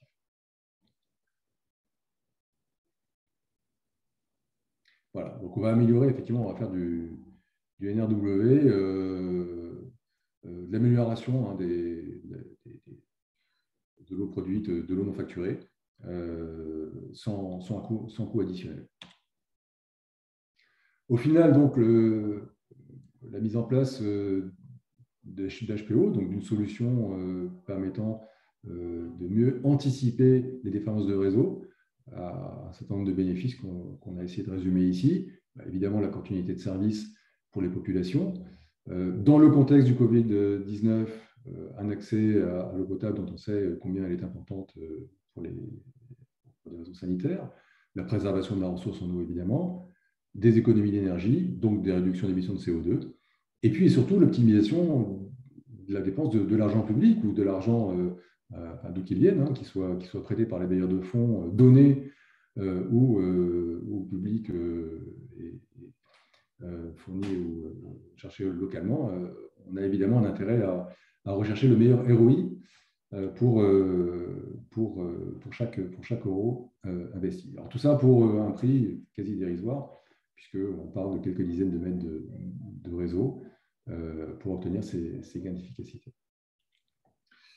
Je vous donne ici quelques exemples de clients avec qui on travaille actuellement ou avec lesquels on a travaillé, à la fois en France et un peu partout dans le monde. Je vous ai parlé tout à l'heure de notre projet en Namibie, j'ai parlé dans le film d'ailleurs du projet en Namibie qui est terminé. Nous sommes actuellement en Ouganda, nous sommes actuellement au Mexique, et nous avons travaillé avec un certain nombre de métropoles un peu partout, notamment de grandes métropoles françaises qui sont indiquées ici. Cette innovation a été remarquée et nous a valu plusieurs prix, notamment le Grand Prix national de l'ingénierie qui a été décerné par plusieurs ministères français en 2019, le label Green Tech Innovation. Nous figurons également parmi les 1000 solutions référencées par la fondation Solar Impulse. Vous savez, Solar Impulse, c'est la fondation de Bertrand Piccard, qui est cet aviateur, inventeur, qui a fait le tour du monde avec un avion solaire et qui, dans la continuité de cet exploit, a créé une fondation et qui œuvre pour la planète et pour notamment labelliser des solutions innovantes pour la planète. Et puis nous avons également reçu à Kampala, en 2020, à l'occasion de ce congrès de l'Association africaine de l'eau, nous avons également reçu un prix à ce moment-là. Donc pour conclure, et je laisserai la place aux questions, on a là une solution qui permet évidemment aux collectivités des gains d'efficacité tout à fait exceptionnels pour finalement la maintenance et le renouvellement de leur réseau. Un outil qui nous semble également intéressant en amont des projets de renouvellement et pour les bailleurs de fonds qui sont ici présents, une exigence ou en tout cas une attention toute particulière qu'ils pourraient avoir quant à la manière dont la collectivité financée entend sélectionner les éléments de réseau à renouveler. Il nous semble en tout cas une bonne question à poser et peut-être une exigence à terme qu'il faudra avoir, qui est réaliser préalablement finalement à ces travaux de renouvellement des études de ce type permettant de prioriser les renouvellements. Et puis c'est une bonne façon d'améliorer son score Aqua Rating et donc de favoriser finalement, d'améliorer en tout cas leurs dossiers, les dossiers qu'ils vont présenter pour obtenir des financements. Merci Gilles, merci beaucoup pour cette présentation très intéressante. Alors déjà, on a quelques questions. La première, c'est en utilisant le fait de la part de François Gerber qui nous pose cette question HPO évite-t-il la mise en œuvre d'une sectorisation du réseau qui souvent est relativement coûteuse? Alors, HPO ne fait pas de la détection des fuites actuelles, hein. HPO empêche les fuites futures. Donc non, ça n'empêche pas de faire de la sectorisation, qui reste une bonne idée quand même. Même si c'est coûteux, mais voilà, si c'est fait correctement, ça permet quand même, avec des moyens même limités, d'améliorer déjà pas mal les rendements. Et alors ben, en corollaire, justement, de quelle période d'observation ou d'année d'observation faut-il disposer pour élaborer un planning de renouvellement correct? On a vu que dans le cas de Nouméa, vous aviez à peu près 25 ans ou 20 ans de retour d'expérience. Bon, on aime bien forcément, quand on est scientifique et qu'on travaille la donnée, quand on en a beaucoup, on adore parce que ça donne forcément des meilleurs résultats. Comme je le disais dans ma présentation, on peut se contenter de données moins complètes et moins étendues et obtenir encore de bons résultats. Bon, typiquement, avec 2 à 3 ans de données, on peut commencer à travailler sérieusement. Dès lors que ces données ont été correctement renseignées, qu'elles sont complètes, etc. Quel est votre business model? Et en complément d'ailleurs de ces questions, on a vu dans la liste des expériences qu'il y a quand même, il y a le CEDIF, un des plus gros réseaux du monde, hein, je veux dire. Donc, très bien. Donc là, il y a toutes les données depuis peut-être 60 ans ou peut-être 80 ans, de données, d'informations, de diamètre de réseau, de matériaux, enfin, etc., etc. Tout ce qu'on peut avoir de la SIG parfaitement installé. Puis, on a des expériences, on commence à avoir quelques expériences de référence dans certains pays en voie de développement. Donc, qui n'ont certainement pas toutes ces données, notamment pas de SIG, ou en tout cas peut-être une cartographie embryonnaire et point barre. Donc, comment la différence, justement, comment vous traitez différemment ces deux cas qui sont quand même vraiment très différents? On comprend bien l'utilisation d'HPO dans un cas où on a toutes les informations, même on n'a peut-être pas toutes les informations, mais les informations de base, on connaît bien le réseau, on sait exactement, et là on peut voir, on peut comprendre facilement l'utilisation dans un cas où il manque de la donnée, où on doit rechercher en permanence, où justement on va faire du levé topo, on va renseigner les bases de données, on va renseigner tout ce qui n'est pas renseigné aujourd'hui. Donc comment on travaille? Alors oui, évidemment, on est sur 2 natures de clients extrêmement différents. S'agissant du CEDIF, on est dans une relation très étroite puisqu'il s'agit d'une convention de recherche. Le CEDIF a été très, très séduit par HPO et a souhaité nous accompagner dans un travail commun visant à améliorer finalement l'algorithme, à l'enrichir. Donc, on travaille avec eux de manière très, très étroite et sur des questions, par exemple, complémentaires à ce que j'ai pu présenter. Par exemple, quel est l'impact des températures sur l'apparition des fuites? Et on a démontré d'ailleurs avec eux que les températures avaient effectivement un impact. Voilà, donc bon, là, c'est un client particulier, mais avec lequel on travaille vraiment en confiance. Et puis, à l'autre extrémité de l'échelle, on avait une ou deux collectivités françaises qui figuraient. Et puis, je peux parler aussi de notre projet en Namibie. En Namibie, on a travaillé à Keetmanshoop. Keetmanshoop, bon, vous ne connaissez pas. C'est quelque part entre Windhoek, la capitale de la Namibie, et la frontière sud-africaine, à peu près à mi-chemin, à 5 heures de route, et c'est 30 000 habitants. Et là, on avait des données qui étaient quand je dis sur un cahier, c'est même sympa, en fait, étaient sur des feuilles volantes. Et donc, ces données, on a commencé par les récupérer, les intégrer, et on a pu réaliser un projet de qualité avec une amélioration de la performance de l'ordre de 30% par rapport au renouvellement aléatoire. Donc, on est capable de travailler à différentes échelles. Merci. Il y a une question qui est basée sur qui commence comme ça: sans indiscrétion, l'application étant accessible gratuitement, quel est votre business model? C'est-à-dire sur quoi quel est votre boulot? Qu'est-ce que vous apportez derrière? Qu'est-ce que vous recherchez? Puisqu'on a bien compris qu'on va sur Internet, on télécharge l'application, on renseigne les données, et quid?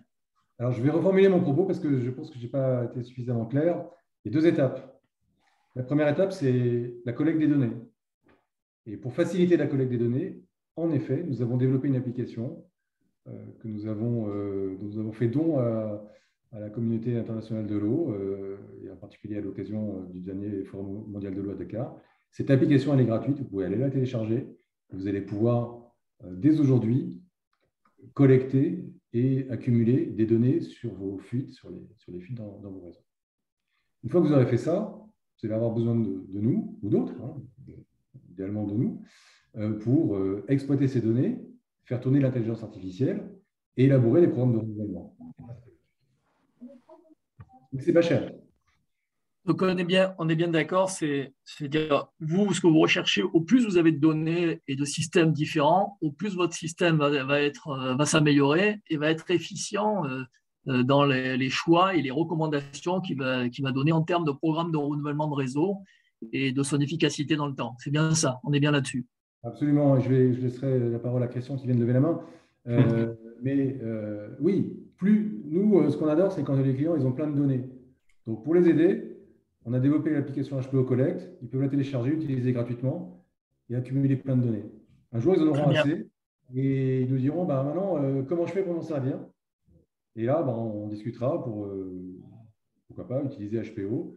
Alors, qui n'est pas gratuit, mais comme j'ai dit, qui coûte quelques dizaines de mètres l'équivalent de quelques dizaines de mètres de renouvellement de réseau. Donc, Christian, tu voulais compléter? Bien, Christian, tu voulais Oui, écoute, merci Gilles. C'est pas grand-chose à rajouter, mais juste un commentaire. La question qui était posée tout à l'heure de qu'est-ce qu'on fait s'il n'y a pas de données, la réponse, elle est hyper simple. On commence à en accumuler. Et c'est pour ça qu'on a mis en place HPO Collect. HPO Collect, ça aide à avoir des données sur les fuites. Et quand on a un nuage de points qui définissent toutes les fuites, on peut peut-être bien imaginer que ça peut nous permettre de reconstituer un bout de plan du réseau quand on n'a pas de plan très précis. On n'a pas besoin d'avoir de plan très précis, on n'a pas besoin d'avoir des plans de classe A du tout pour travailler. On a besoin d'avoir une connaissance assez simple de la période de pause, du diamètre. Mais le diamètre, on l'observe avec les fuites qu'on a renseignées au moment de l'utilisation de HPO Collect. Puisque HPO Collect, ça permet en fait de faire de chaque agent d'exploitation qui répare une fuite, au moment où il répare une fuite, il prend une photo et il stocke. Il y a 4 clics à faire. L'application qu'on a montrée sur la vidéo tout à l'heure, c'est l'ancienne version. La nouvelle version est encore plus simple, très ergonomique et vraiment, quand on y, c'est ce que disait Gilles, 20 secondes, c'est tout à fait ça. À Kampala, aujourd'hui, il renseigne 40 à 50 fuites par jour et c'est ça qui fait toute la base de données qui permet pour nous, dans 6 mois à peu près, d'avoir assez de données sur Kampala pour pouvoir faire tourner un modèle de façon extrêmement pertinente. Donc, c'est adapté à énormément de cas de figure. Et vraiment l'important, je me répète, mais si vous n'avez pas de données, ne pleurez pas, il faut surtout commencer à en rechercher. Très bien, merci pour cette belle recommandation. Merci à vous deux pour votre présentation. Et merci d'avoir, en tout cas, bienvenue à l'Institut méditerranéen de l'eau. On aura certainement l'occasion de rediscuter de tout ça. Aujourd'hui, vous êtes rentré dans un nouveau réseau, qui est un réseau de réseaux, donc ça va vous donner l'opportunité j'espère pour vous en tout cas, de développer votre expérience et donc bien à tous nos membres, simplement je dis, si vous êtes intéressés, commencez, faites le premier pas en allant télécharger l'application et regardez ce que ça peut donner, et puis vous êtes en relation au sein de l'Institut avec nos amis Christian Laplot et Gilles Brunswick. Je reviens vers Corinne Catala et vers Paco pour la présentation d'Aqua-Rating. Comment on devient consultant Aqua-Rating? Parce qu'il n'y a pas longtemps, on avait fait un échange tous les deux et il y avait entre nous, il y avait un jeune qui allait devenir consultant pour IT, pour Aqua-Rating. Donc, quelle est la procédure? Parce que je rappelle que l'Institut méditerranéen de l'eau, c'est 3 collèges. Un collège de donneurs d'ordre, de maîtres d'ouvrage, un collège d'opérateurs et d'entreprises qui travaillent dans le domaine de l'eau, comme Altereo, et puis un collège d'experts. Donc, comment devient-on expert Aqua-Rating? Parce que si on veut développer Aqua-Rating en Méditerranée, il va falloir avoir des experts qui soient capables d'accompagner les entreprises pour sa mise en œuvre. Tout à fait. C'est une excellente question, Alain. Et on nous la pose aussi très souvent dans la région. C'est très simple. La même chose, ils nous contactent, on les forme. Nous, on forme les consultants qui souhaitent développer l'Aqua-Rating et on les accompagne au tout début, donc avec les entreprises. Et par la suite, il continue tout seul. Hein, et nous procédons de cette manière au Mexique. Il y en a un aussi au Brésil. On procède de cette manière-là et ça fonctionne très bien. On est toujours, nous, en appui derrière, mais au tout départ, on préfère accompagner et puis on conserve le contrôle de qualité aussi. Il n'y a pas de certification, on n'est pas certifié AquaRating. Non, en tant que consultant. Pas à l'heure actuelle, non. Donc, il suffit de prendre contact avec vous et de suivre une formation sur AquaRating, c'est ça? C'est ça. Très bien, parfait. Bon, donc, à bon entendeur, salut à tous nos consultants, si ça les intéresse. Je pense que ça vaut le coup de se préparer parce que normalement, ça devrait démarrer. En tout cas, l'IME souhaite vous tend la main à la BID et à IWA en disant voilà, l'IME n'a rien à vendre. Hein, on est là pour faire en sorte que les bonnes pratiques soient d'abord sélectionnées. Par contre, on est assez critique. On a critique au sens positif du terme. On a des gens très compétents qui font partie de l'IME et qui sont capables d'évaluer un peu les choses. Et ensuite, une fois qu'on les a discuter, évaluer ensemble, bien on essaie d'en faire la promotion de façon à améliorer, que ce soit les rendements de réseau, que ce soit l'efficacité clientèle, que ce soit la gestion financière, la planification, les fameux schémas directeurs. Disons, aujourd'hui, il faut qu'ils se transforment, il faut qu'ils fassent leur propre évolution, les schémas directeurs. Donc, il faut qu'aujourd'hui, on intègre complètement la notion d'opération dans les schémas directeurs même, c'est-à-dire qu'on ne les voit pas uniquement comme une projection d'ingénierie liée à l'augmentation de la démographie, etc., ou à d'autres choses, ou en fonction de l'offre et de la demande de d'eau qui existent, mais également intégrer justement toute cette notion opérationnelle dont AquaRating fait partie, dont HPO fait partie, et d'autres applications qui vont dans le bon sens de la bonne gestion de la ressource. Et ça, c'est un point très important qui a bien été souligné par Gilles dans sa présentation, dans l'introduction.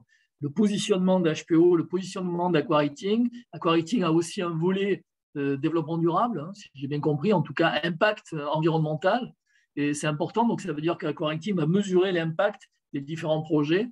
Entre parenthèses, je vous rappelle que nous avions fait il y a peu de temps, en début d'année, une présentation du logiciel mis au point par le partenariat français pour l'eau pour suivre les indicateurs, donc l'efficacité des projets par rapport aux objectifs de développement durable 6, eau et assainissement, que nous avons d'ailleurs utilisé, moi en tant que membre du jury, pour l'initiative Dakar 2022, où on a labellisé plus de 120 projets qui ont été présentés au Forum mondial de l'eau.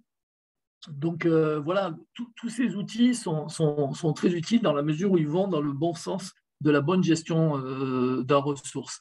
Alors je regarde s'il y a encore quelques questions. J'en vois une là, merci, c'est très innovant, parfaitement aligné avec les défis de la gestion durable de l'eau. Nos 12 régies autonomes d'eau et d'assainissement du Maroc seront sûrement intéressées par AquaRating. Donc oui, voilà, c'est en live, hein, donc allons-y. Nous avons 3 régies membres, mais au titre de la direction des régies, c'est-à-dire la direction des régies du Maroc a souhaité que 3 des régies du Maroc soient membres de l'Institut. C'est la régie de Marrakech, la régie de Fès et la régie d'Al Jalida. Voilà, mais il y a donc 12 régies publiques au Maroc et puis des concessions qui sont Tanger, Tétouan, Rabat et Casablanca. Donc voilà, donc il y a de quoi faire. Donc voilà, la main est tendue, la main a été prise. Donc j'imagine que c'est pareil en Tunisie ou en Égypte, qui étaient largement présentes aujourd'hui. Donc voilà, si vous avez une dernière chose à dire, peut-être une conclusion chacun. Corinne, Paco, Gilles. Donc, je vous laisse encore 5 minutes au total chacun pour nous dire quelque chose. Et Paco, malheureusement, a dû se joindre à une autre réunion entre-temps. Donc, je prendrai la parole pour lui. En fait, Non, ça a été un plaisir vraiment de partager cela avec vous. Nous sommes à disposition, que ce soit pour des questions, pour des présentations ou pour vous aider à appliquer l'Aqua-Rating. Ce que je n'avais pas mentionné, et je crois que c'est peut-être bon de mentionner s'il y a des membres de la BAD dans cette réunion, c'est que nous pouvons former également des gens dans les banques multilatérales. C'est ce que nous avons fait à la Banque mondiale. Il y a des gens qui aussi connaissent l'Aqua-Rating et que l'on a formés. Nous l'avons fait à l'IWA, bon, qui n'est pas une multilatérale, mais bon, ils sont formés à l'Aqua-Rating également, et la Banque asiatique de développement. Donc, nous sommes disposés à disséminer l'outil, quelle que soit l'organisation, disons. Très bien, merci beaucoup Corinne. Je suppose que ça a été entendu. En tout cas, ça sera répété, voilà, sans difficulté, parce qu'on a de bonnes relations, comme je te le disais tout à l'heure en aparté, avec la BAD, en tout cas la BAD basée au Maghreb, et on a l'intention de continuer à travailler ensemble, et je pense que ça fait partie des sujets sur lesquels on peut collaborer ensemble. Voilà. Merci beaucoup en tout cas pour votre présentation. Gilles, peut-être un petit mot de conclusion? Oui, rapidement. D'abord, vous remercier encore pour votre invitation. Dire aussi que le digital pour l'amélioration de la performance des réseaux et des exploitations, ça nous semble être une question essentielle, et je suis très heureux que ce soit une préoccupation centrale de la BID au travers en particulier de ce que j'ai vu de l'outil Aqua-Rating, qui semble faire une belle place en tout cas au digital et aux innovations dans en tout cas l'évaluation qu'Aqua-Rating peut faire des services d'eau. Notre souhait est de continuer à travailler en étroite collaboration avec les financeurs. On travaille déjà étroitement avec l'AFD, dont je salue également la présence ici. Je crois que Bertrand Clochard était là. Nous travaillons également avec la Banque asiatique de développement, avec la Banque européenne de reconstruction et de développement, la BEOD. Voilà, donc c'est en tout cas à votre disposition. Si vous souhaitez avoir davantage d'informations, Christian et moi avons mis nos coordonnées et les sites où vous pouvez trouver des applications gratuites. N'hésitez pas à y aller et à consulter nos sites web. Merci beaucoup.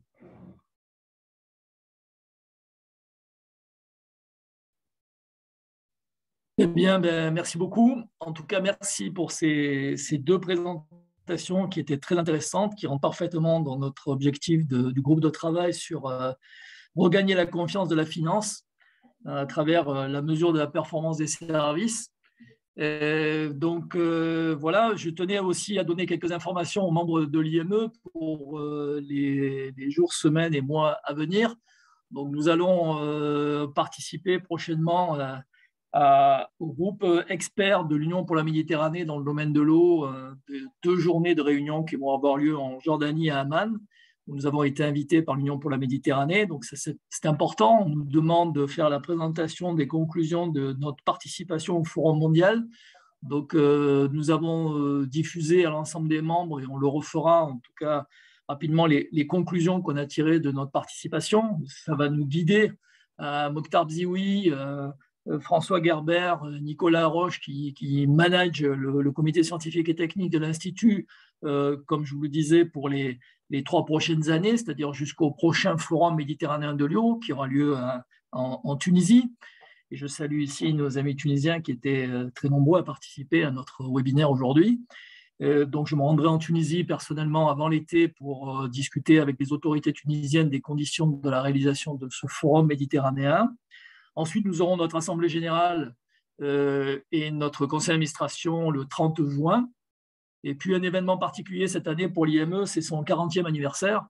Et donc, nous avons, suite à l'invitation de nos amis espagnols de la ville de Valence, nous allons organiser à Valence ce 40e anniversaire le 19 et le 20 septembre prochain. Donc, contrairement, on avait pensé le regrouper avec l'Assemblée générale, mais c'est un peu trop rapide, trop tôt. Donc, et puis, on voulait absolument avoir la présence du Conseil mondial de l'eau, ce qui sera le cas. Donc, voilà pour le planning. Ensuite, on a un certain nombre d'interventions à faire. Mokhtar Bzioui viendra faire une présentation de la vision de la gestion des barrages en Méditerranée à l'occasion de la grande conférence de l'association des grands barrages mondiaux qui aura lieu à Marseille pendant plus d'une semaine au mois de juin, au début du mois de juin. Nous aurons aussi la possibilité de nous organiser en collaboration avec le pôle de l'eau Aquavalley, 2 journées d'information sur les projets en Méditerranée présentés par les opérateurs méditerranéens du Maroc, de Tunisie, de Jordanie, de Palestine, d'Égypte et de Chypre. Donc, ils viendront présenter aux entreprises, aux PME d'Aquavalley les programmes d'investissement pour les années à venir. Et donc ça se fera le 1er et le 2 juin prochain. Voilà, donc, et puis certainement un prochain rendez-vous de conférence comme celle-ci qui tournera normalement autour du droit à l'eau opposable au tiers. Donc, suite au Forum mondial de l'eau, au 9e forum, le président du Conseil mondial de l'eau a déclaré qu'il ne suffisait pas de déclarer le droit à l'eau, il fallait que ce droit à l'eau et à l'assainissement, pas oublier l'assainissement, soit opposable au tiers. Donc, notre question sera, qu'est-ce que cela veut dire ? Et en fonction du pays, en fonction de la situation, comment se traduire opposable au tiers en Tunisie, à Chypre, en Égypte, en Espagne, en France, etc. Voilà, merci à tous pour votre participation, pour toujours active. Et je vous dis tous à très bientôt. Et donc, sur le réseau de l'IME, sachez que nous avons une chaîne YouTube et que notre conférence, comme d'habitude, était enregistrée et que dans les tout prochains jours, vous pourrez la revoir, ou ceux qui n'ont pas pu participer aujourd'hui pourront la voir. En ce qui concerne les supports, ils pourront vous être présentés aussi pour ceux qui le souhaitent. Voilà, je vous dis à très bientôt, à la prochaine fois. Corinne, encore une fois, merci beaucoup. Mes amitiés à Paco et les remerciements à tous. Merci à tous. Christian, Gilles, merci aussi à vous et bonne soirée à tous. Au revoir. Merci également.